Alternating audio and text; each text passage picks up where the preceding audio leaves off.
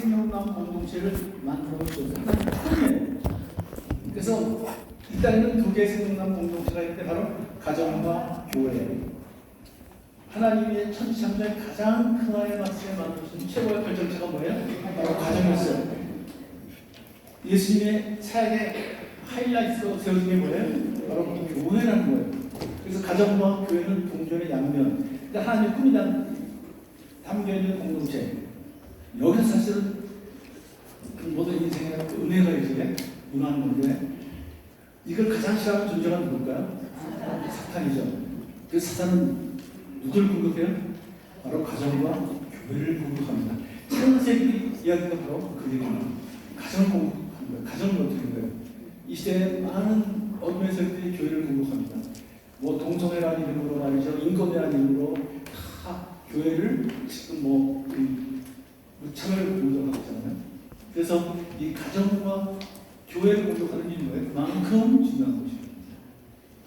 저희 한 목사님, 하정철 목사님이 저희 멘토와 마찬가지인데 그분이 이런 얘기를 했어요. 서로가 피눈물 나는 노력을 하지 않으면 가정은 오래 못 갑니다.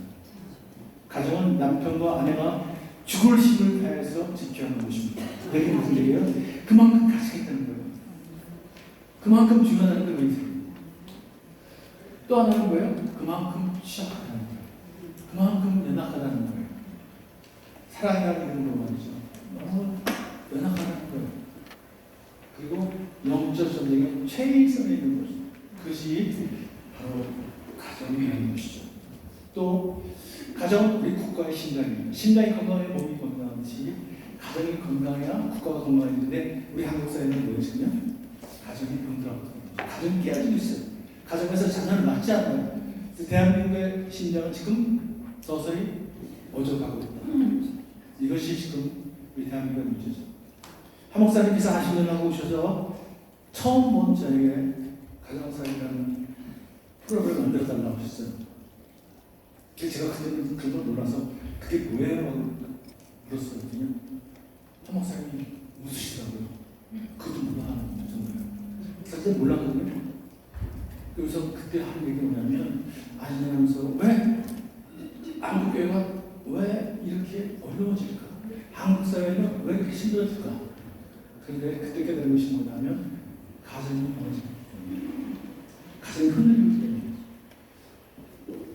교회의 시작이고 나라의 시작인데 여러분 가정이라는 건 뭐예요? 첫 번째 학교고 첫 번째 교회는 그렇게 사신다. 이게 무너지기 때문에 한국 교회가 숫자적으로 보겠지만 이건 어쩌면 가정의 희생을 통해서 부흥할 것을 모릅니다. 이제 가정을 회복시키자면 교회 미래도 없다. 가정을 회복시키자면 한국의 미래도 없다. 그래서 그 가정 회복시키는 프로그램을 만들어서 아주 명확하게 얘기하셨죠. 근데 사실 제가 그때 그 말씀을 듣고서 속으로 뭐라고 생각했을까요? 그런 프로그램이 있으면 우리가 들었잖아요. 우리도 지금 별가고 있는데 근데 하나님은 그런 사람을 시켜서 일을 시키더라고요. 그게 진짜 은혜죠, 그죠? 자, 그 얘기는 시간을 들어서 생각하고요. 인생은 가정은 우리 인생의 안식처, 베이스 캠프. 그죠? 안식처이자 베이스 캠프라는 거죠. 인생의 안식처. 우리 삶의 안전기지. 여러분 목회자 여기 여러분 저 목사님 맞죠? 그렇게 나와서 성도들 쌓이고 딱 누워서 누구한테 안실거든. 물론 하나님한테 그렇지만 여러분 아니야. 여러분 다 무엇인 것이 그 한마디로 또 없어 정말 하나님 나간다. 사실은 부모관계가 깨지면요 하나님과의 관계도 참 어려울수더라고요. 하나님 원하시는 기도를 받지 못한 거죠. 부모관계가 어려운 인생의 안식적 베이스입니다. 그래서 여러분 잘 아시는 빌리 그레이엄 목사님이 이런 얘기를 했어요. 가정은 안전한 주식처여 기본을 소득하는 학교이며 하나님이 공경받는 교회이며 정과 기쁨이 오가는 처소다. 가정에 이런 은혜가 있어야 하는 거죠. 자, 그런데 하나님이 오늘 말씀대로 천지창조의 가장 클라이막스의 가정을 만드는데 그냥 만드신 것이 아니라 어떻게 기본 원리를 제시하셨어요. 남자가 부모를 떠나 아내와 가족들이 한 몸이 되라. 그럼 다시 얘기하네. 이게 사실은 기준이라는 거예요. 기준. 결혼은 문화의 산물이 아니라 하나님의 창조적인 아이디어에 의해서 세워진 그런 생각나는 공동체라는 거예요. 차가운 문화를 따라가는 것이 아니라 하나님이 세워준 기준. 우리 한국 사회의 문제는 뭐예요? 그러면 기준이 없다. 기준이 흔들리고 있다. 우리 기준으로 돌아가는 거예요. 기준이라는 거죠. 그런데 그 기준을 보면 부모를 떠나 아내와 가족들이 한 몸이 되라는 얘기 무슨 얘기예요? 누가 우선순위라는 거 이제? 결혼하면 부모라는 거예요. 부부라는 거예요. 부부. 그동안에 여러분 누가 제일 우선순위였어요? 부모가 했잖아요. 그러나 결혼하면 이제 아내라는 거예요. 이제는 남편이라는 거예요. 우선순위가 바뀐다는 거예요. 결혼하면. 그리고 도산장에서 그 다음 이해는 어딜까요? 여기 좀 어려운 거죠. 여러분 부모님이라고 했지만 사실 마음속에 누가 있어요? 자녀가 있죠. 다들 거의 요즘엔요 다들 자녀 키우고 살더라고요. 어머니들은 특히 더 하세요. 어머니라는 이름으로. 자녀도 중요하지만 성경은 그렇게 얘기하고 있지 않아요. 부부가 하나 돼서 부모를 공경하라. 그래서 부부가 1순위, 부모가 2순위, 자녀가 3순위라는 거죠. 근데 우리 대한민국 사회는 한 번도 부부가 1순위였던 적이 없어요. 제가 봅니다. 이것이 문제였어요. 요즘 황원 의원이 그렇게 하고 있죠. 황원 의원이 뭐예요? 부부로 살지 않았기 때문에 이러는 거죠. 부부로 살지 않았기 때문에 애들만 키우고 살다가 부부가 살아보지 않았기 때문에 어떻게 살지를 몰라요.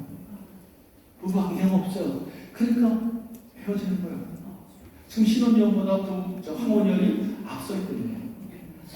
아주 심각한 이 사회 문제가 되는데 그래서 꼭 근데 옛날에는 보면요 성경은 뭐라고 했냐면 부모를 떠나는 요즘 우리말로 성경은 뭐라고 하냐면 아버지와 어머니를 떠나 아내와 가족들이 한 몸이 되라고 하는데 우리 남자들은 어떻게 적용하냐면요 아버지를 떠나 어머니와 함께 아내한테 가요. 맞아요? 그게? 맞아요. 왜 아버지는 떠났는데 어머니를 못 떠날까요? 불쌍한 놈이요. 그 어머니가 나를 키우시고 나를 낳아주시고 아버지는 자유로운 영혼 그냥 세상에 나가서 회사일만 이건 아내들이 하는 집안 가정에는 아내들이 하는 것이 내가 하는 게 아니야. 나가서 그냥 자기 인생을 사셨어요. 그러니까 그 불쌍한 정말 자식을 키우고 살던 부자는 어머니거든요. 그 어머니를 못 떠나요. 어머니들이 뭐라 그래요? 나 믿고 산다. 어머니는 거예요. 그러니까 이 아들한테는 누가 가슴을 박히게 돼 있어요? 엄마. 그러니까 떠날 때 또 누구를 떠나버려요? 아버지를 떠나는데 불쌍한 우리 엄마를 못 떠나고 또 모시고 가는 거예요. 이게 전통적인 고부간의 갈등의 핵심입니다. 하나님이 이 시대에 이런 놀라운 진리를 선포하신다는 건 참 놀라운 얘기입니다. 모든 문제, 모든 인생의 꼬이는 것이 여기서 시작되거든요. 이 관계, 이 우선순위에서 문제가 생기는 거예요. 여기서 모든 상처가 일어납니다, 사실. 그래서 많은 사람들이 요즘에 Back to the Bible, 성경을 돌아가서 그런 얘기 나온다면 바로 요거예요. 인생이 꼬이기 시작하는 게 여기서요. 그래서 제가 아버지 앞에서 제일 강조하는 것이 뭐냐면 아버지로서 자녀한테 줄 수 있는 최고의 선물이 뭔지 아십니까? 뭘까요? 그렇죠. 자녀들의 어머니, 우리 아내를 사랑하고 존중해주고 배려해주는 모습을 보여주고 경험시키는 것. 이것이 자녀한테 줄 수 있는 최고의 선물이라는 거예요. 그러면 우리 아내들은 또 어떻게 해요? 어머니들은? 네. 엄마가 되어져서 자녀에게 줄 수 있는 최고의 선물은 그 아이의 아버지의 권위를 긍정적으로 소개하는 거라고. 그래서 현대 심리학에서 그 다음에 신학자들도 얘기합니다. 한 인생이 어떤 아버지를 경험하냐에 따라서 삶의 태도가 그러니까 더 중요한 건 하나님 이미지까지 결정되어진다고 그 유명한 A.W. 토저도 얘기했습니다. 이걸 뭐라고 하면 심리학에서 아버지 요인, 아버지 팩트라 얘기하죠. 20여 년 전에 이 아버지 팩트가 발표됐어요. 저는 강하게 반발했습니다. 아버지가 어쨌단 말이냐. 우리 딸 다섯은 아버지에 대해서 결코 좋은 감정이 없거든요. 반발했죠. 근데 쭉 살아보면 제 남편이 제 후보 세미나를 하면 저를 가르쳐서 뭐라고 하냐면 제 안에는 뚜껑이 잘 열립니다. 많은 회중 앞에서 그럼 저를 디스한 거잖아요. 그렇죠? 그럼 제가 차 타고 오면 내가 언제 뚜껑이 열냐면 그렇게 제가 받아들입니다. 우리 딸 다섯이 왜 그렇게 분노가 많고 뚜껑이 잘 열리는지. 그래서 우리 어머니 딸 다섯이요. 그 신랑하고 다들 관계가 어렵습니다. 그리고 또 더한 건 제가 죄를 들어보면 저는 하나님이 아빠라는 게 느껴지지 않아요. 하나님 엄격하시고 멀리 계셔요. 근데 여기는 하나님하고 뭉치네요. 그게 뭐냐 하면 아버지와의 아름다운 추억이 있는 사람이거든요. 그래서 인생의 어려움을 당해도 별로 놀라지를 않아요. 여러 번 놀라움을 당했습니다. 지금 이제 시간이 얼마 없기 때문에 다 얘기 못 하겠는데 암을 지금 어떠냐면 첫 번째 대장암 알아가지고 50cm 잘라냈죠. 그 다음에 또 위암 걸려가지고 그 다음에 소장을 35cm 잘라냈습니다. 세 번째 암도 왔습니다. 전립선암. 근데 뭐라고 그러냐 하면 와 요새 보니까 전립선암을 아버지 함께 하는 사람들이 많더라. 그래서 하나님이 나보고 또 한 번 더 경험해보라고 그러니까 늘 어려운 일 당해도 원망하는 것이 아니고 와 하나님이 내게 어떤 좋은 걸 주시나 보다. 이게 어디서 왔느냐면 따뜻한 아버지의 경험입니다. 그러니까 제가 우리 어머니께서 엄마가 되어서 자녀에게 주신 최고의 선물은 아버지의 권위를 긍정적으로 소개해야 된다고 강조하는 무리가 있나요? 아니요. 대답이 시원찮은데요. 아니요. 예, 권위라는 단어를 꼭 잘 기억하셔야 합니다. 지금 젊은 사람들이 권위라는 말을 굉장히 싫어하죠. 젊은 사람들이 싫어하는 건 권위가 아니라 권위주의거든요. 하나님은 권위를 말씀하셨어요. 권위. 남편은 아내의 머리를 세웠어요. 아버지는 가정의 제사장을 세웠어요. 가부장님이라는 것은 굉장히 좋은 거예요. 그걸 무시하지 마세요. 그런 제도 안에서 이제 그것이 주의로 빠지면 문제가 생기는 거죠. 신학적으로 그래서 칼빈은 놓치면 칼빈 주의는 문제가 될 수 있다. 그런 식으로 이 주의. 가정이라는 공동체, 생명관 공동체는 반드시 권위가 있어야 합니다. 교회에도 뭐가 있어야 돼요? 권위가 있어야 합니다. 예수님의 권위, 예수님 교회 머리니까 권위시지만 또 누가 권위해요? 목사님 권위라는 거예요. 이걸 우리가 인정해야 되는 거예요. 이걸 무시하면 생명관 공동체는 무너지게 돼 있어요. 기준은 무너지게 돼 있다는 거죠. 지금 한국 사회 모든 문제가 나오고 있는데 그래서 사랑하고 존중해주고 배려해주고 권위를 인정해주는 모습 그리고 두 사람이 하나 돼서 할아버지 할머니를 공경하는 모습 어른을 공경하는 모습 이걸 보고 아이들이 자라야 한다는 거죠. 여러분 성경은 자녀 양육에 대해서 그렇게 말씀하지 않으세요. 바로 이 기본 원칙만 잘 지키면 아이들은 인성이 좋아진다는 거예요. 가정은 인성의 모판이라는 거예요. 이 인성이 자라서 또 모르면 사회성으로 커가는 거예요. 친구들을 만나고요. 학교 가서 그러면서 사회성으로 가고요. 그것이 나중에 젊어서 아 인생은 내가 내 하고자 하는 대로 된 게 아니라 뭔가 보이지 않는 존재가 있구나. 그 의식하기 시작하는 거예요. 그게 뭐예요? 영속으로 가는 거예요. 그래서 어떤 분이 이러는 게 영성이 물이라면 인성은 그릇이다. 물이다. 인성이 잘못되면 영성도 문제가 생긴다는 거예요. 한국 교회가 많은 비난을 받았죠. 제가 가만히 분석을 해보니까 세상 사람들이 한 게 있어요. 교회가 주장하는 영성은 도대체 뭐냐? 인성이 뛰어난 것도 아니고 사회성이 뛰어난 것도 아니고 그냥 하나님만 찾으면 되냐? 이게 우리의 문제였던 거죠. 바로 하나님은 그 창조 질서를 이 안에서 구현할 수 있도록 첫 번째 공동체가 바로 가정이라는 거죠. 그러니까 가정은 그만큼 중요하다는 것을 이제 얘기하고 있죠. 남편이 사실은 남자가 부모를 떠나 아내가 한 번 되는 얘기는 신분도 변화되는 거지. 너는 이제 남자가 아니라 뭐가 돼? 결혼하면 남편이 된다는 거예요. 결혼하면 아버지가 되고요. 아내들, 여자분들이 어때요? 여자에다가 여성이 되고 아내가 되고 어머니가 된다는 거예요. 이게 길이잖아요. 그 의사입니다. 근데 제가 보면요, 많은 우리 아버지들, 제가 아버지가 얼마나 30년을 같이 갔으니까 얼마나 많이 만났겠어요. 전 세계를 다니면서요. 근데 많은 아버지들이요, 이분들은 계속 남자를 살더라고요. 남편이 아버지가 되는데 남자로 살아요. 그래서 자식들하고 싸우고요, 아내하고 싸우고 그래요. 남자로 살아요. 제가 잊을 수 없는 그 사단장 그 사모님, 사단장이 어느 날 저한테 전화해서 장로님 우리 부대 와서 특강 좀 해주세요. 갔어요. 그래서 바쁜데 왜 가정 얘기를 해달라고 그러니까 아, 얼마 전에 아내가 다퉜는데 아내가 됐다고 하는 얘기가 내가 당신 쫄병이냐 그래요. 내가 당신 쫄병이냐. 내가 언제 당신 쫄병이라고 그랬어?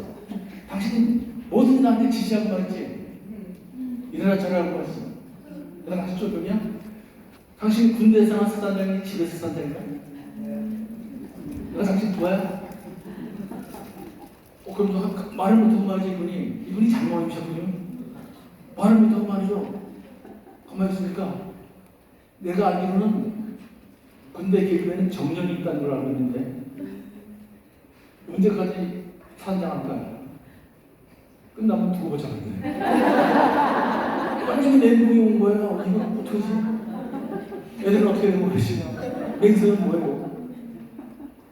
아, 내가 뭔가 이거 잘못 살았구나. 뭔가 방향이 잘못된 거였구나. 사실 방향이 잘못된 게 아니라 뭐가 잘못된 거예요? 기준을 몰랐는 거예요. 기준을 몰랐는 거예요. 많은 아내들이 그 얘기를 하고 있는 거예요. 이 가정이 당신 대상이야? 우리 사모님들한테 어떤 마음이 있어요? 가정이 당신이 묵혀하는 것이냐? 나는 좀 사모로, 나를 여성으로 아내를 좀 대해주면 안 돼?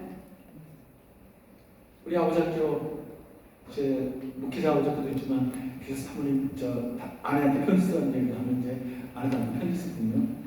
근데 사모님들이 이제 답장을 하고 있는 분들이 있어요. 되게 질서는 답장들이 있어요. 그 사모님 말씀 목사님 나와서 있는데 이따만 가만히 있어요. 왜 그래? 가만히 기다렸더니요. 뭐라고 하냐면 사모님이 여보 나를 이제 사모라고 생각하지 말고 당신 교회에 여성들을 한 사람 그 얘기를 듣는 듣고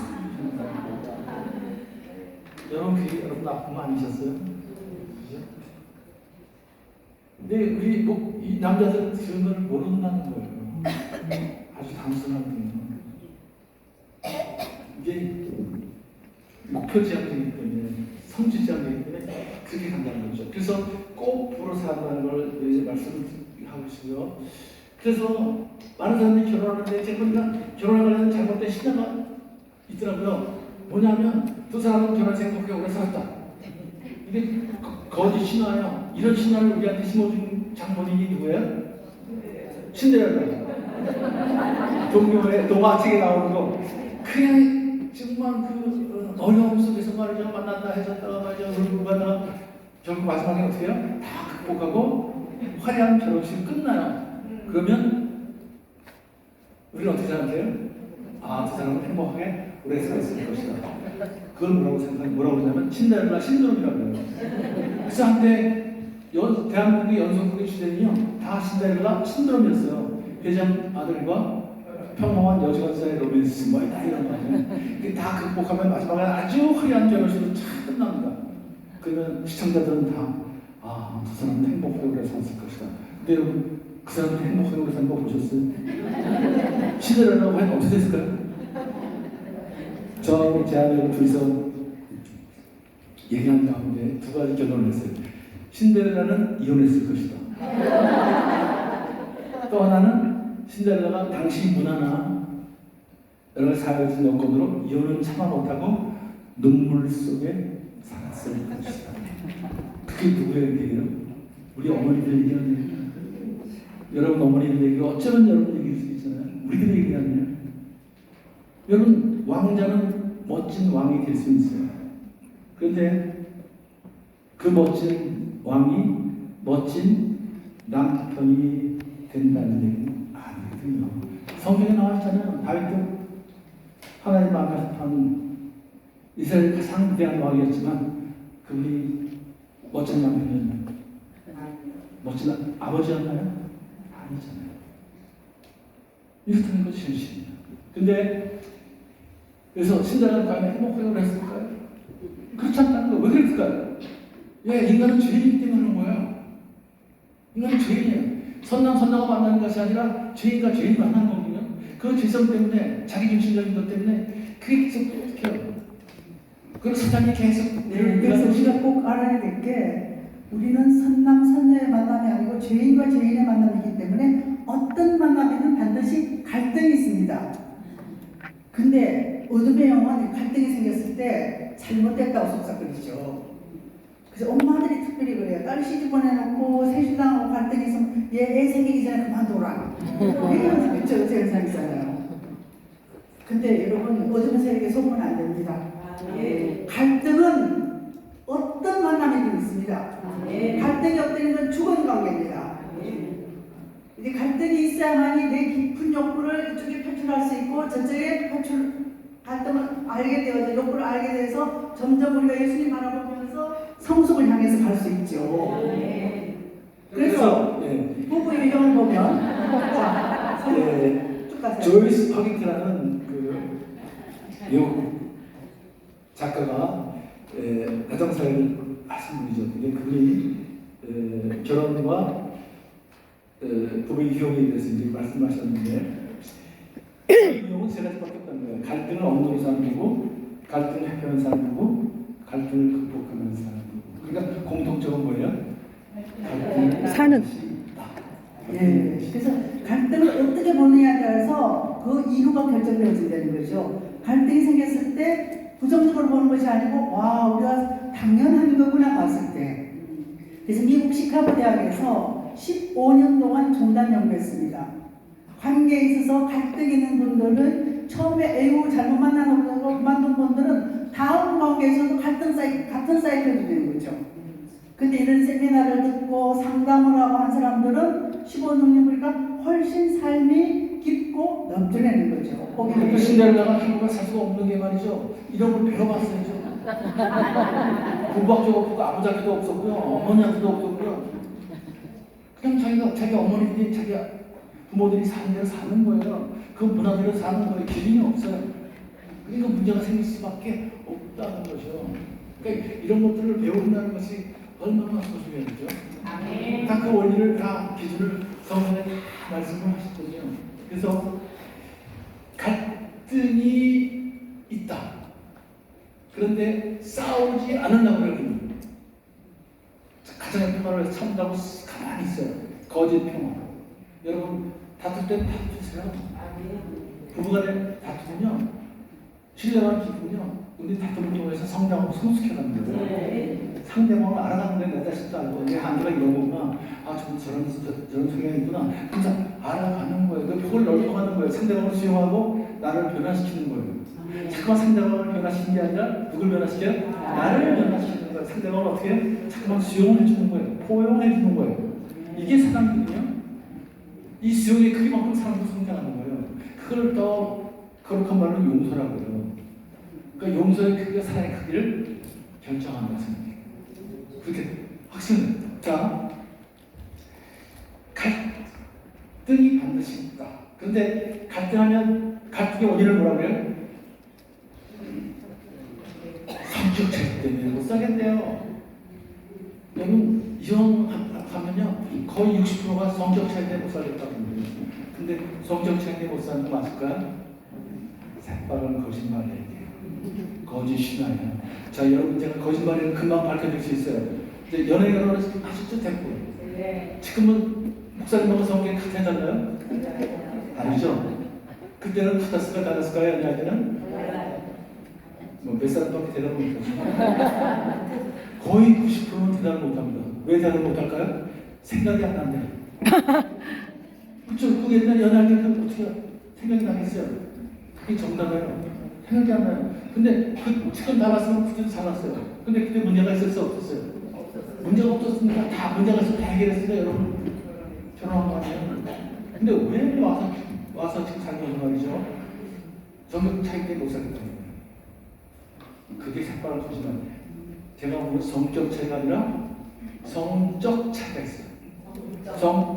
성격이 아니라 성적인 차이가 있다는 거죠. 남자 여자의 차이는 거죠.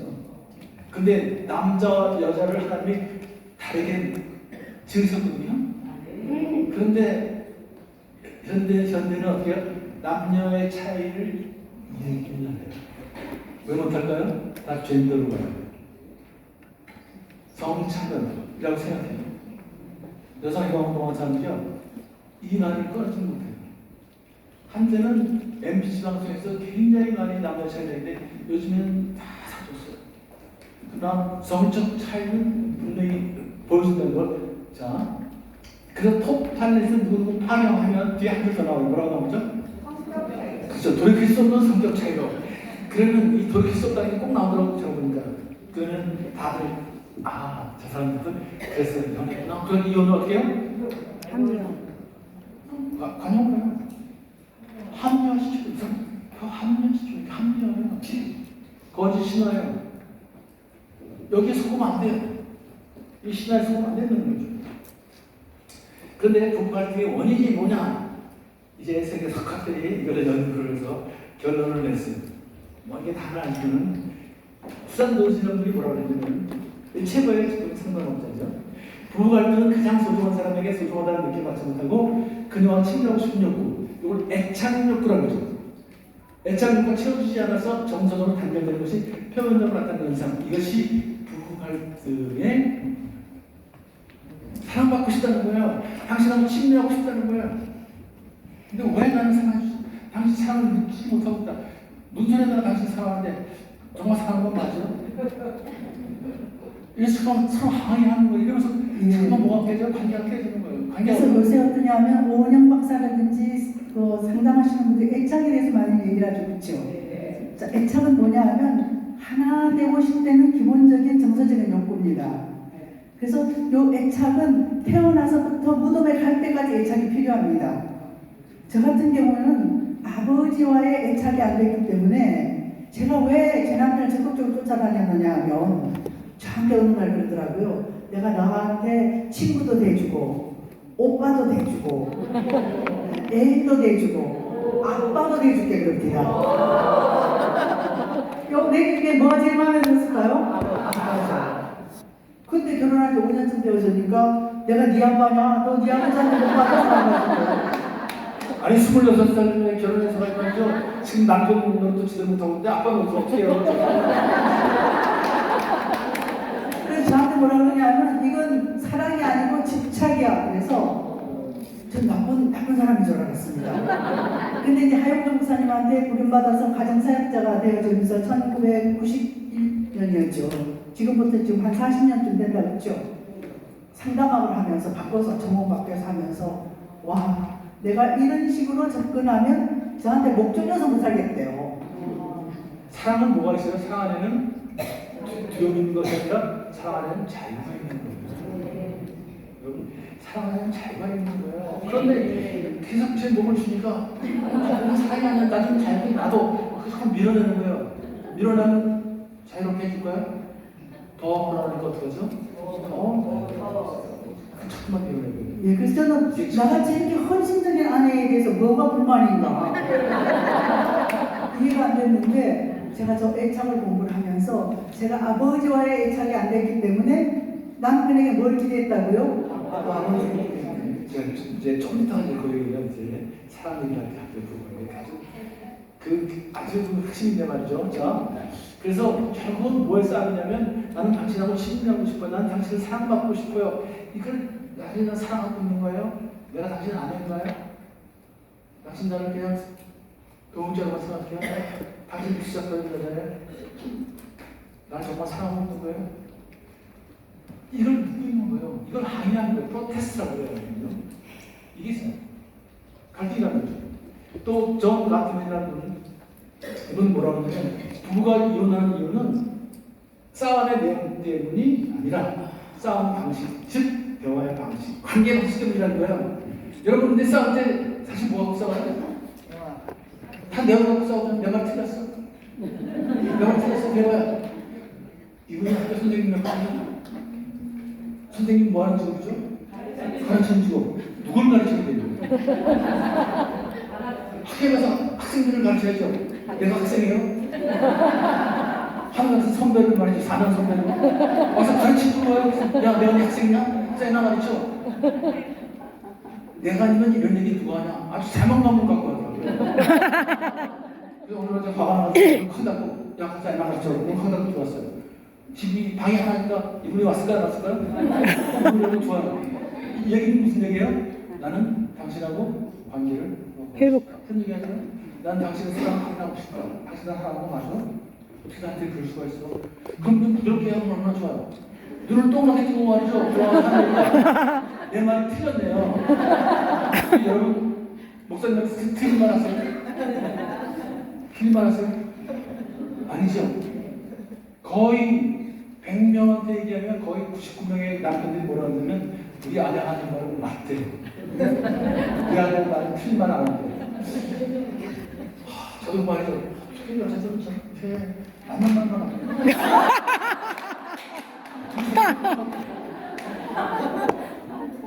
그래서 나중에 고민하다가 성을 가서 답을 찾았어요. 선악을 알게 하는 남의 열매를 누가 먼저 먹었어요? 그분은 안 드셨어요. 그래가지고 말이죠. 제가 그랬어요. 그래, 네 말이 다 맞아. 네 말이 다 맞아. 그런데 네 말을 들으면 내가 기분이 기분이 왜 중요한, 감정이 왜 중요한가를 이제. 네, 잠깐만. 저희 부부 지금 강의하는데도 얘기하는 게 패턴 굉장히 다르죠, 그렇죠? 자, 저렇게 얘기하는 패턴을 사건적으로 얘기한다고 해요. 육가원칙에서 딱 설명을 하잖아요. 저는 요점만 팍팍 찌르죠. 이렇게 얘기하는 스타일을 직감적으로 얘기한다고 그래요. 근데 이 직감적으로 얘기하시는 분들이 조심해야 될 게 있습니다. 저 같은 사람은요, 얘기 다 안 들어봐도 뭔 말하는지 알 것 같아요.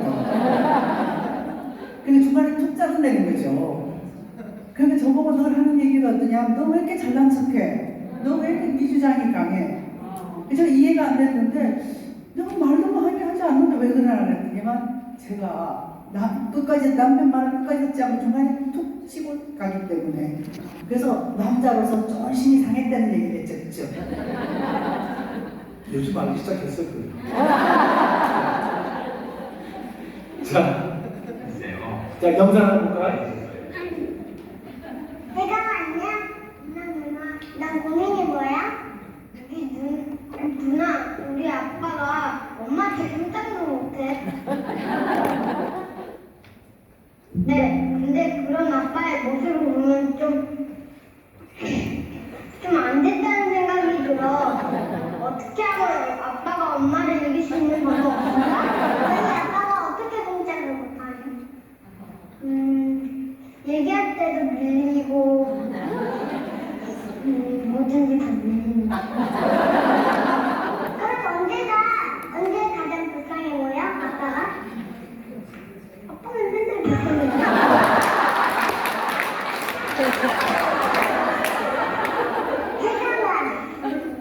엄마가 이제야지 가정의 평화가 와. 그래서 그 누구도 엄마를 이길 수 없어. 이상한데 아빠가. 우리 엄마는 우리 집 흙이 뭐야? 엄마가 집은 뭐야?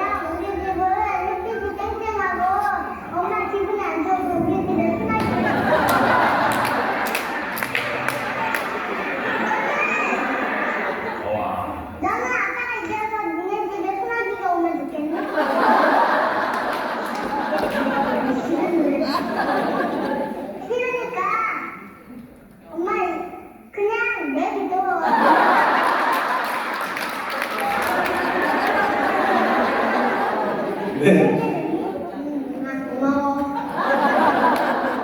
8살짜리 9살짜리 엄마 아빠 모습을 다 알았어요. 엄마는 괴물이요, 아빠는 불쌍한 남자예요.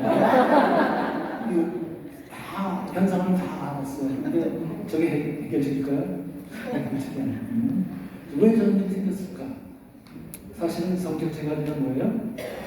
엄마 아빠가 저렇게 됐을까요? 왜 괴물이 될까요?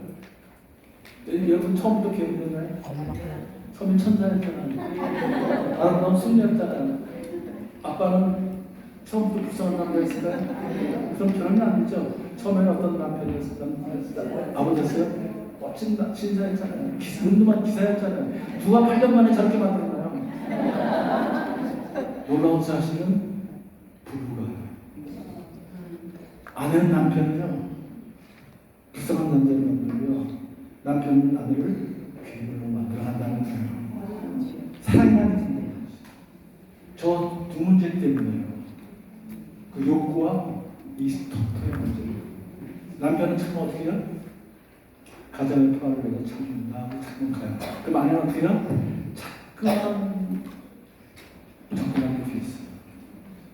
어디 조금 있다는 얘기하죠. 자, 관계 방식을 여러분한테 소개시켰는데, 관계는 접근과 반응이거든요. 근데 접근과 반응을 대비해서 감정이 일어나요. 그죠? 감정에 따라 반응한다는 거죠. 감정 주는 관계가 좋아지고 관계가 나쁜 관계가. 여러분 연애할 때 좋아지는 분은 이 관계 방식을 기가 막히게 잘했기 때문에. 근데 이게 지금 무엇이 착한 거예요. 그래서 이시영 박사라는 분이 세로토닌이라는 책에서 사람은 감정 따라움직이고 감정은 뇌에 따라움직입니다. 그러니까 뇌가 감정을 컨트롤한다는 거예요. 근데 뇌가 남자와 여자가 다르다는 거예요. 여러분 잘 알고 테스토스테론하고 에스트로겐이나 대표적인 남성 호르몬과 그리고 이 뇌의 구조도 다르고 말이죠. 그러니까 벌써 이 관계 방식이 다르다. 어떤 일이 벌어지면 그런 자극이 오면 접근하는 인간은 감정이 일어나죠. 그게 감정에 따라 반응한다는 거예요. 그런데 놀라운 사실은 학자들이 분석해 보면 여자들은 감정 영역에서 언어 영역으로 넘어간대요. 그리고 사고 영역은 사고 영역으로 넘어간대요. 남자들은 감정 영역에서 행동 영역으로 넘어간대요. 그리고 사고 영역으로 넘어간대요. 그러니까 남자들은 어떻게 해요? 물건을 집어넣어주고 그냥 나가버리는 거죠. 이걸 극단으로 그냥 이런 일이 벌어진다는 거죠. 운동하는 거죠. 아내는 어떻게 해요? 소리를 지르게 됐어요. 그러니까 자꾸만 이게 무너져요. 여러분 집에서 그런 게 없지만 평소들 하면 그런 게 많아요. 자, 아내가 맛있는 반찬을 만들어줬다. 그걸 또 그러면 먹는 태도가 어떻게 돼요? 행복해. 맛있게 먹어줘야 될 거 아니에요. 근데 먹는 태도가 그냥해. 맞아. 뭔가 생각하는 거 같고 딴짓하고 말이죠. 아내한테 얘기하는 거 말이죠. 그럼 아내는 기분이 좋아요, 나빠요? 갑자기 상하죠. 그래서 아내가 꼭 참고 말이죠. 여보, 이거 내가 올해 맛이 없어서 그런가, 맛이 없냐고 물어봤어요. 근데 남편이 말이죠. 그 대변인께 왜 이렇게 짜? 그랬어. 그럼 기분 좋아요, 나빠요? 나쁘죠. 그러면 아내가 뭐라고 그래? 그쵸? 먹지 마, 그러고. 먹지 마, 확 봐요. 우리 집에 있었던 얘기.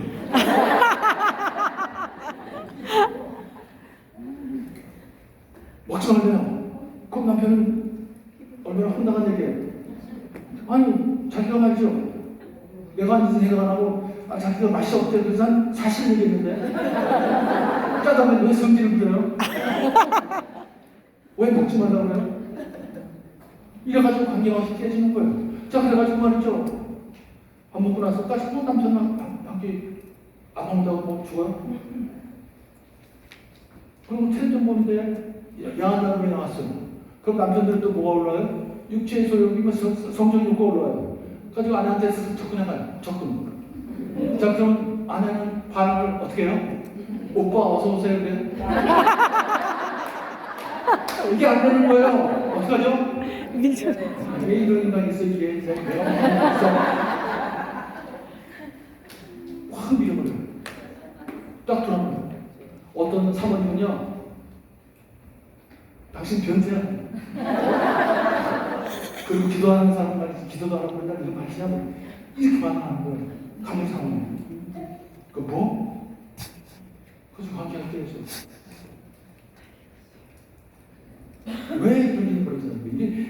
자꾸만 이게 문제가 생겨요. 그래가지고 불안한 게 있으면 감정 부정적인 감정이 들고 감정은 서로 경직이 되는 거예요. 그래서 자꾸만 문제가 생기는 거예요. 이게 애들한테 가고 말이죠. 초등학교 이걸 바꿔야 돼요. 근데 이 방식을 어디서 배웠어요?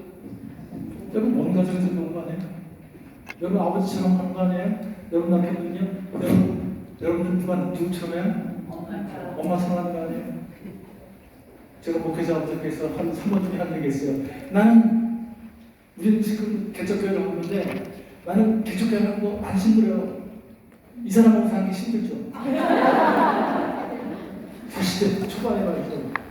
상황 나왔어요. 그래서 뭐가 그렇게 힘들어요? 왜 이렇게 화를 내는지 말이죠. 그리고 나랑 운동다는 거다뭐 사고 치고 다니는데 자기들 운동도 안 한대. 그러니까 목사님 얼마나 생각했어요. 근데 목사님이 뭐라 그러냐면 여보, 그래서 나는 우리 아버지보다 교회 보내잖아. 그 사람이 그때 뭐라 그러냐면 맞아요. 이분은 아버님보다 교회 보내는데 이상하네. 지난 50 동안 한 번도 화를 낸 적이 없대요. 그래서 아버지한테 좀 더 오래 하냐. 아버지처럼 했더니 자꾸만 대를 공격할 수 있다는 거죠. 그래서 like father, like son이라는 말 있잖아요. 그 아버지 이거를 이제 바꿔야 한다는 거죠. 근데 하나님이 이걸 바꿀 수 있는 길을 열어주셨어요. 뭐예요? 또 자유를 주시고 감정만 중요합니다. 선악을 나게 하는 나무의 열매를 먹을 수 있는 자유, 안 먹을 수 있는 자유. 이 안 먹을 수 있는 자유라는 게 뭐예요? 우리 자유를 주셨어요. 안 먹는 거죠. 뭐에 따라서? 기준에 따라서. 먹는 자유는 뭘로 택했을까요? 감정에 따라서. 먹고 싶으니까. 보암직하니까. 탐스러우니까. 근데 그걸 이어가지고 한 게 누구예요? 배만해, 사탄해. 어둠의 세계 끊임없이 우리 감정을 물값이 까고 있어요. 요즘에는 감성 지상주의가 됐어요. 심지어는 이현영 박사가 뭐라 하냐면 경제도 변화됐다는 거죠. 손발 경제에서 두뇌 경제로 지금 감성 경제로 감성 지상주의, 감성 지상. 신앙보다 더 중요한 게 신념이고요. 신념보다 이념보다 더 중요한 게 지역 감성이고요. 감성이고요. 이게 우리나라를 지금 어렵게 만드는 거죠. 이걸 우리가 꼭 이걸 어디 아이들한테 우리가 살아내고 정부가 가르쳐야 한다는 거죠. 책이라는 것은 우리는 가정에 아내로서의 사모없이 다 책임이 있잖아요. 책이라는 건 뭐냐면 책임이라는 것은 영어로 responsibility인데 responsibility는 response plus ability. 그러니까 쉽게 얘기하면 뭐예요? 반응하는 능력. 내가 어떻게 반응하는 거예요. 그래서 감정에 따라 반응하냐 아니면 자유의지를 가지고 기준에 따라서 선악을 하게 한 남의 열매를 먹고 싶지만 기준에 따라서 안 먹는 자유를 택할 것인가. 먹는 자유를 택하면 너는 자유를 잃어버린다는 거예요. 그러나 먹지 않는 자유를 택하면 힘들지만 너는 내가 만든 창조를 싸면서 자유를 누리고 산다는 거예요. 그것이 영생하는 거예요. 자, 그래서 애착욕구는 두 가지 애착욕구를 이제 얘기할 애착 가운데 핵심을 들려면 하나는 사랑. 갈릴리나 철로라는 사랑을 이루고 있다는 얘기였죠. 그러니까 사랑이 깨졌다. 사랑 안 한다. 그 얘기 무슨 얘기냐면 관계를 회복시켜야 돼요. 관계를 회복시켜야 되는 거죠. 그래서 성경은 참 베드로 사도를 통해서 놀라운 얘기였어요. 아내는 남편을 존경하고 남편은 아내를 사랑하라고 했어요. 그래서 영어로 보면 You must love his wife. 또 와이프한테 뭐라 그래? Must respect her husband. 그러니까 리스펙트한다. 네, 우리들은 다 그렇더냐 하면 남편을 존경하기를 원하잖아요. 그렇죠? 네. 여기 그냥 남편을 그냥 짓문제는 안에 아무도 없습니다. 근데 문제는 또 살다 보면 존경할 만해야지 존경을 받죠. 이게 그냥 그만 아닙니까? 그렇죠? 그래서 저도 어떠냐 하면 결혼하고 나니 굉장히 비현실적이에요. 그래서 제가 충고하고 조언밖에 안 했는데 골치 아픈 여자라고 항상 얘기합니다. 아니 기준이 있잖아요. 기준이 뭐 존경할 만한 남자를 존경하라고 그랬어요. 제가 사랑하라고 했잖아요. 존경하라고 했잖아요.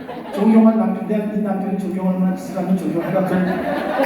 성경은 자기 성경으로 만만. 근데 존경에 대해서 우리는 어떻게 하면 오해가 되는 거죠. 존경하라고 하면 나는 찌그러지고 남편에게 떠받드는 걸 존경이라고 생각하는데 이게 잘못된 거라는 거죠.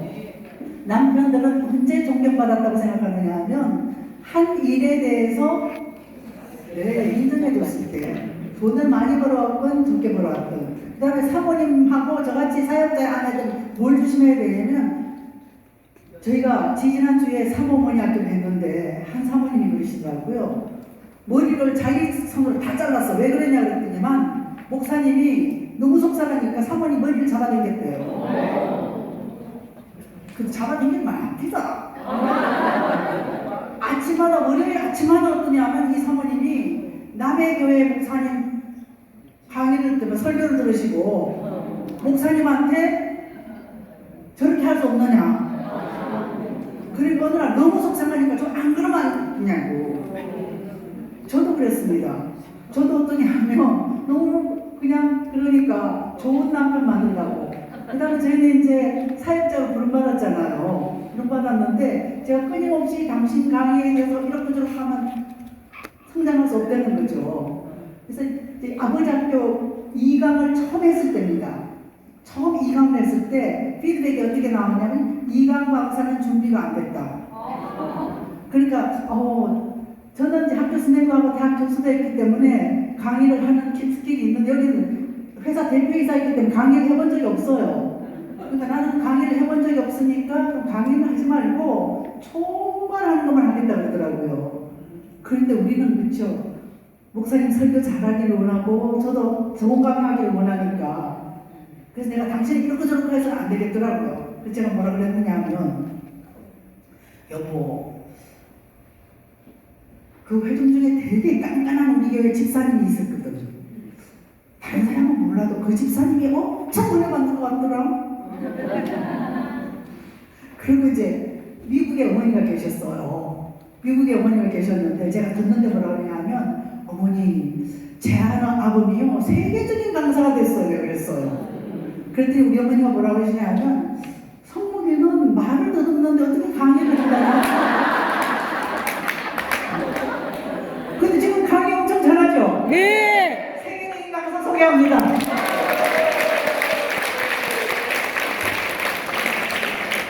이게 비싼 수업료 이거 다 배운 거거든요.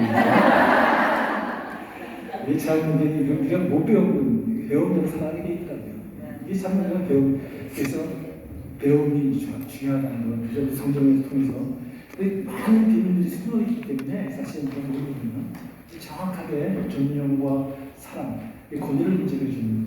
그래서 아까 얘기했지만 제가 구로동에 있는 큰 교회 갔을 때 이 얘기를 했거든요. 목사님 그 방에서 점심 먹는데 사모님이요 늘 뭐라고 하냐면 30분 했어요. 오늘 영화보다 그런 걸 들었어요. 오늘 길었다는 거 지난번 한것 같은데 비슷한 건데 그래서 그날 또 와서 그 얘기를 하는데 말이죠. 밥 먹으러 간 거는 제가 밥상 두명 봤대요. 그래서 나가더라고요. 오늘 장로님이 와서 얘기를 하니까 내가 그때 생각이 나서 얘기를 합니다. 얼마나 외롭고 얼마나 힘들었겠어요. 참 우리가 목사님을 의뢰한다고 하면서 목사님은 지원과 지지를 원하죠. 지시와 지적을 원하지 않는 거예요. 남자예요.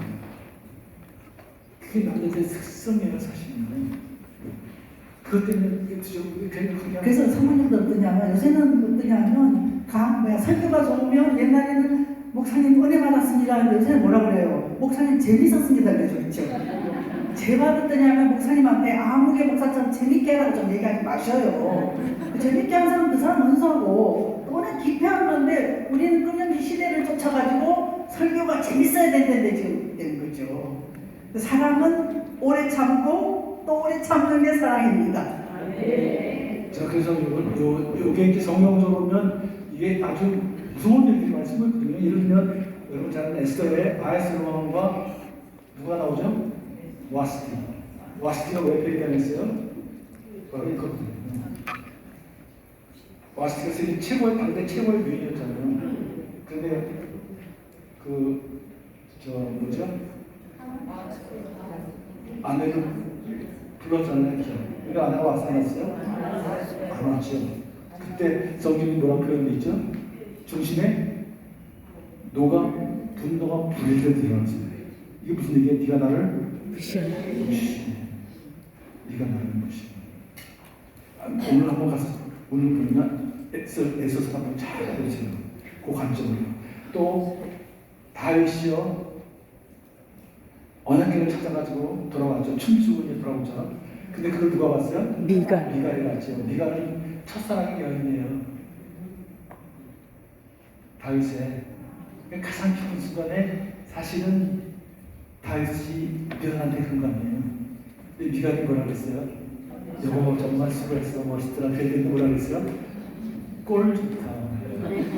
왕의 체면도 있지. 그래도 계집종 같은 애들한테 가서 바지가 벗어졌는데 모르고 춤을 추고 있었나? 그 말을 다윗이 뭐라 그랬어요? 네가 그렇게 얘기하더라도 그렇게 너가 그렇게 하찮은 여자로 보는 그 여자들은 나를 리스펙트한다. 나를 영광스러워 할 것이다. 그리고 성경은 뭐라고 얘기하냐면 미가는 아이를 갖지 못했다. 아이를 갖지 못했다는 얘기 무슨 얘기예요? 관계를 하지.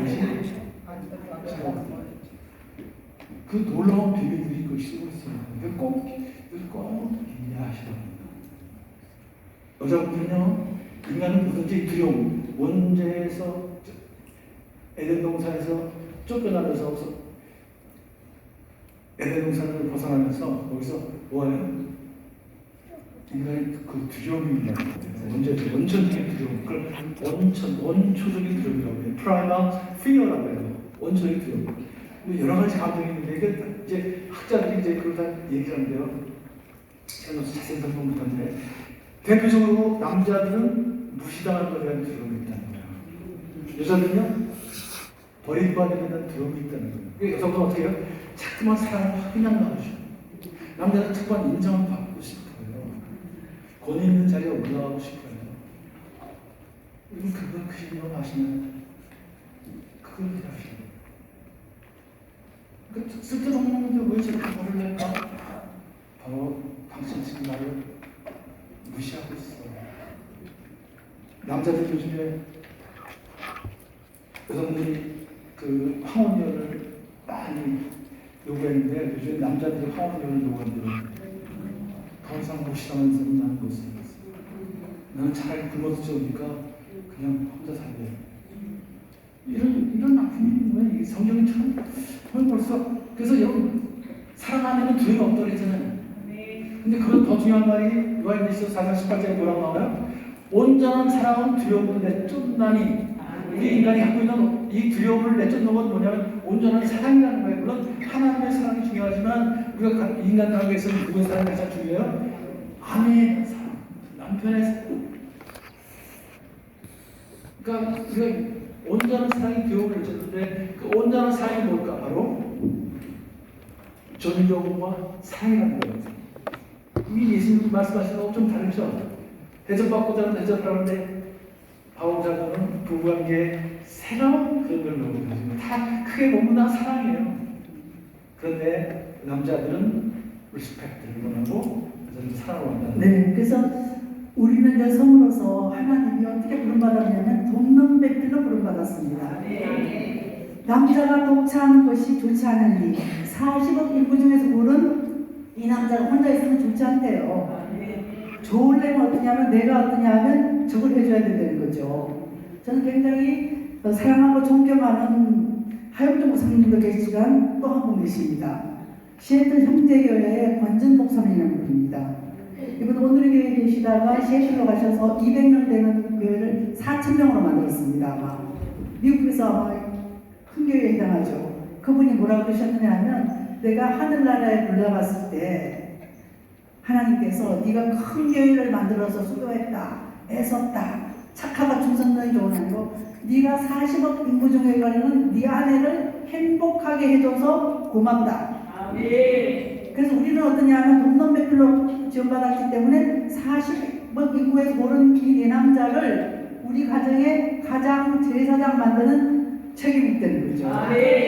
여러분 남자들은요 끊임없이 그 엄마의 뱃속에서 태어났기 때문에 엄마에 대한 그런 사랑이 있어요. 그래서 여러분 엄마의 사랑을 원하요. 나이가 들어도요.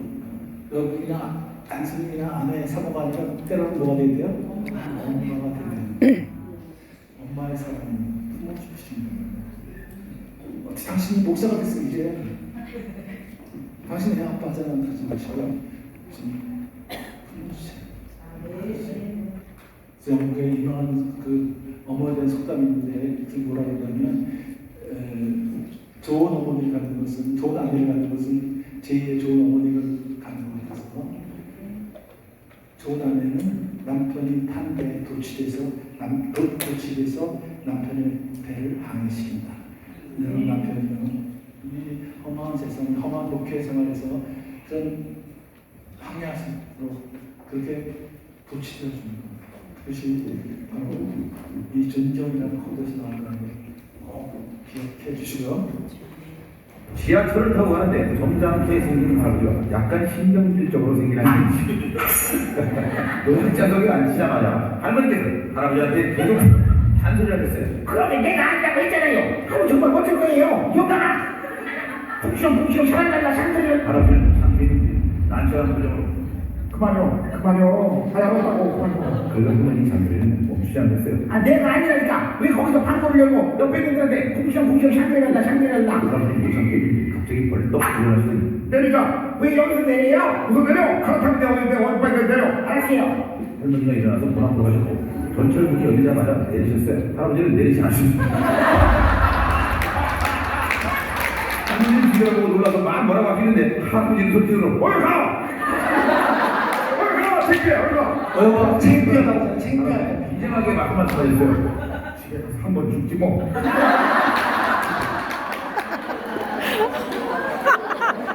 뭐예요 지금? 당신 지금 나를 무시하고 있잖아. 그 많은 사람들이 나를 망신시키고 있잖아. 맞는 얘기했을 때 틀린 말 했을 거야 사모님이요? 틀림없이 맞는 말 했을 거야. 그러면 당신이 나를 무시하고 있어. 나를 지금 개망신시키고 있어. 창피해. 차라리 죽고 말지. 한번 죽는다는 거예요. 여러분 목사님 맨날 들어와서 한번 죽고 말지. 그런 건 없죠. 목사님들 생각 여러분 생각하는 것보다 더 외롭다는 걸. 최고 지도자가 된다면 한 공동체가 지도자는 정말 외롭고요. 그걸 꼭 이해해 주시면 바랍니다. 그 다음에 소통을 굉장히 전문적인 거기 때문에 여러분 시간 배우는데 간단하게 잘 들어주고 원하는 소통을 잘 들어주세요. 남편이 하는 얘기 잘 들으세요. 그러니까 자꾸만 해결책 얘기하지 마시고 정답 얘기하지 마시고 그냥 그랬구나 들어주세요. 반응하는 게 그래요. 있는 그대로 비춰주는 거. 거울처럼 비춰주는 거. 이게 반응이에요. 그 다음에 인정해주고요. 아 그래서 힘들었겠구나. 아 그런 경우가 제일 힘들었는데 이 공감적 병증이라고요. 그래서 정답이 답이 아니라 뭐가 답이에요? 공감이 참 크게 할까요? 정답이 답이 아니라 공감이.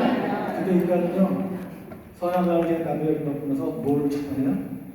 정답을 찾거든요. 부부관계 특히 가정에서 일하는데요. 그래서 아이들한테 자꾸만 정답을 얘기하잖아요. 그래서 아이들 말을 안 듣는 뭐라 그래요? 내 자식아 엄마가 틀린 말 했어? 내봐. 근데 여러분 틀린 말 하세요? 왜 문제가 생겼어요? 아이들이 감정이 상한 거예요. 거꾸로 잘못했기 때문에. 이걸 바꾸는 거예요. 상담이라는 건 이 관계 방식을 바꿔주는 거예요. 사실. 정답이 아니라 공감이 된다. 나의 감정과 이거를 정정히 표현하는 거예요. 비폭력 대화라는 거예요. 아이메시지라고보다 비폭력 대화라는 말이 나오는데 상담 상황을 잘 관찰하고 여러분의 감정을 얘기하고 여러분의 욕구를 얘기하고 그 다음에 요청을 아주 정중하게. 그래서 소통은 말을 주고받는 것이 아니라 뭘 주고받는 거예요? 마음을 주고받는 것이다. 감정을 여러분들은 공감을 참 잘하거든요. 여러분 남자분들 공감이 진한데 여러분 남편들은 잠깐 공감 못하고 잠깐 뭐라고 하죠? 해결책을 내주면 여러분 신부라고 뭐라고 하죠? 이거예요. 그 집사가 뭐라고 했는데 그 집사가 그럴 사람인데 당시 한번 다시 하라고 사모니까 참어. 그렇죠. 이런 것들이 좀 저도 그런 얘기 많이 들었습니다. 시간 없어서 그냥 넘어가요. 그냥 내용보다 더 중요한 건 뭐예요? 말투고 말투보다 더 중요한 것은 표정이다. 예쁜 표정을 지어주세요. 그래서 미소는 마음을 열고 마음은 관계를 연다. 들어오면 여러분 따뜻한 미소를 가지고 목사님 얼마나 여보 얼마나 수고했어요. 여러분 목사님 안 할 때 여보 얼마나 수고했어요. 저는 우리 하나님 목사님 좋아하는 게 뭐냐면 그냥 사모님한테 여보 그게 참 좋아요. 미소는 마음을 열고 마음은 관계를 연다. 아들 둘을 둔 언니는 얼마 전 어머니 교육을 다녀왔답니다. 가장 중요한 것은 아이들에게 뭐뭐 하는구나 이 어투를 쓰라는 거예요. 예를 들어 아이가 밖에 나갔다가 들어와서 더러운 손으로 간식을 집어먹을 때도 배가 많이 고팠구나. 그렇지만 먼저 손을 씻는 게 좋지 않겠니? 이렇게 말하는 거예요. 더러워 먹지마! 씻고 나와! 땅바닥 기다리고 왔다 어디서!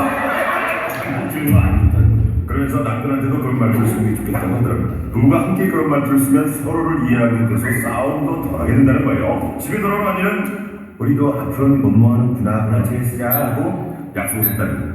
그런데 문제는 그 어투를 쓰긴 써야 됐는데 도저히 어떻게 써야 할지 모르겠더라고요. 그래서 고민 끝에 아침에 출근하는 신랑한테 그랬더니 출근하는구나 자기도 어이가 없어 막 웃고 있으니까 남편이 또 하나 받았습니다. 좋아 죽는구나. 이거 뒤집어 주시더라고요. 왜 쿠나뽀를 하니 쿠나뽀 그래서 그렇게 했구나. 참 쿠나만 하면 없죠. 저희 집에 사는 일이 있었는데 이분 이제 수영을 이제 가는데 뭐 이제 건강을 위해서 가는데 수영아 그 아침에 좀 뭔가 이렇게 기분이 좀 이렇게 싹 가라앉았었어요. 가는 걸 제가 이제 꼭 축복기도 해주고 나가면 어깨가 이제 축복기도 해주면서 나가면서 수영하러 가는구나 그랬어요. 수영하는 것 뻔히 근데 이 사람이 갑자기 저를 쳐다보는 거예요. 그지 이 생각이 나는지 좋아 죽는구나. 그러면 제가 뭐라 그랬을까요? 아이고 들켰구나. 그냥 아내를 무슨 말 하냐고 제가 꼭 알아서 살았던 거예요. 이게 말이죠. 이게 아주 신선한 착한 거예요. 관계가 하는 말이죠. 그래서 여러분 목사님이 이렇게 얼굴을 지금 이렇게 힘들게 들어오려고 하시면요 그냥 생각하지 마시고요. 아유 힘들었나 보구나. 수납법을 쓰셔서 무슨 일이 있었나 보네요. 이렇게 편하게 하죠. 그러니까 여러분 아이들한테도 뭐 힘들었구나. 편한 법을 잘. 이게 이제 공감에 반응하는 것도 상당한 문제가 그리고 편한법이라고 하는데 이런 훈련을 참고를 받아야겠군요. 이제 부부 앞에서는 이런 것들 크게 하는 거죠. 그래서 부부는 서로 사랑하고 소통하면서 사실은 뭐예요? 우리의 상처를 치유하고 회복시키는 부부관계만 온전히 치유하거든요. 그런 온전한 사랑을 경험하고 실천했을 때는 우리는 세상의 관계를 다 치유할 수 있습니다. 그래서 그 번녀 사치라는 분이 이런 얘기 있어요. 나는 가족을 치유할 수 있다. 가족을 치유한다면 세계를 치유할 수 있다고 믿는다. 가족 관계에서 사랑하고 소통해서 이 생명나무 공동체를 선악과 공동체로 변질된 이 공동체를 생명나무 공동체를 만들어가는 이 가장 큰 축과라는 거죠. 그래서 나는 이렇고 너는 잃어버린 감정을 찾아서 목표를 하자면 이건 그리스의 극작가인 아리스토파네스가 주장한 거죠. 이런 건 없어요. 성경은 나는 이렇고 너는 이렇고 달라. 기술자도 성격전 다른 말죠. 태어난 화면다 문한다는 거죠. 이런 사람들 어떻게 하나 되겠어요. 그래서 사실은 우리 하나님을 위해서 예수님이 다시 십자가를 지고 오신 거죠. 그래서 십자가를 통해서 나는 너를 보고 너무 많이 부르는 거죠. 그러면서 한마디 하는 거예요. 나와 너의 하나보다 더 큰 하나, 우리가 자녀를 낳아요. 일식인 자녀를 낳고 영적인 자녀를 낳아서 가정을 이루는 거예요. 그 가정이 모여서 교회를 이루는 거예요. 이런 가정과 교회를 통해서 하나님 나라가 확산되어가는 거예요. 이게 저는 에베소서가 교회로 온다고 얘기해서는 교회는 맞아요. 그러나 교회와 가정의 일이 분명히 하셨거든요. 이런 를 얘기하고 싶었던 것이 아닌가. 여러분, 그 누구도 과거로 돌아가서 새롭게 시작할 수 없어요. 과거를 후회할 수는 없어요. 미래를 불안해할 수는 없어요. 반면에 지금이 중요한 거예요. 지금 있는 곳을 새롭게 시작하면 새로운 결말을 맺을 수 있다. 그래서 here and now란 말이죠. here and now. 여기서 지금 내가 어떻게 어떤 관계방식 수행할 것인가. 그래서 이런 걸 가르치는 것이 가정사역의 사실입니다. 가정사역은 교회 프로그램이 아니라 하나님의 구원작전이고 영적도덕이 치열한 세상의 최후의 법, 예방과 증진을 기준이고 또 치유회복의 첫 단추라는 거죠. 전도와 선교의 가장 탁월한 거예요. 지금 많은 사람들이 병들어가고 있잖아요. 그걸 치유할 수 있는 이 가정사역을 필요가 있는 거예요. 생활전도, 선교의 새로운 패러다임이 될 수 있고요. 또 아름다운 세상을 만들어가는 커뮤니티 임팩트를 줄 수 있다는 거죠. 마음을 위한 공부가 아니라 사회를 위한 공부. 그래서 왜 이 시대 가정사역인가 또 다른 측면을 보면 우리는 선교를 많이 하는 거죠. 선교. 우리 교회 주신 사명이죠.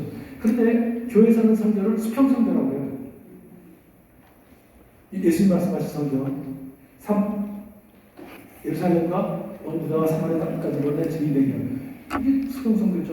그러나 수평선교보다 더 중요한 것은 바로 이거라는 거죠.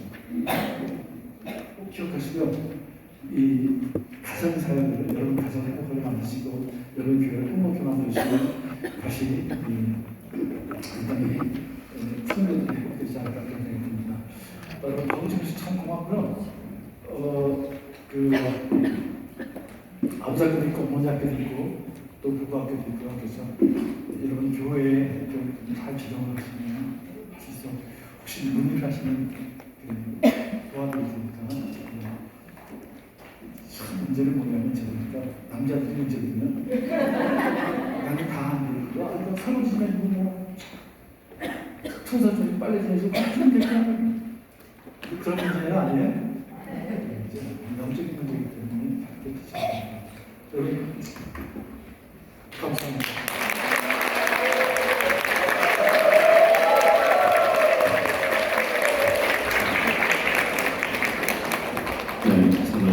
선생님 사랑을 축복합니다. 수고의 인사 나누겠습니다. 사랑을 축복합니다. 사랑을 축복합니다. 휴식 시간 가지시고요. 시간표를 다 있으시죠? 시간표대로 움직이셨습니다.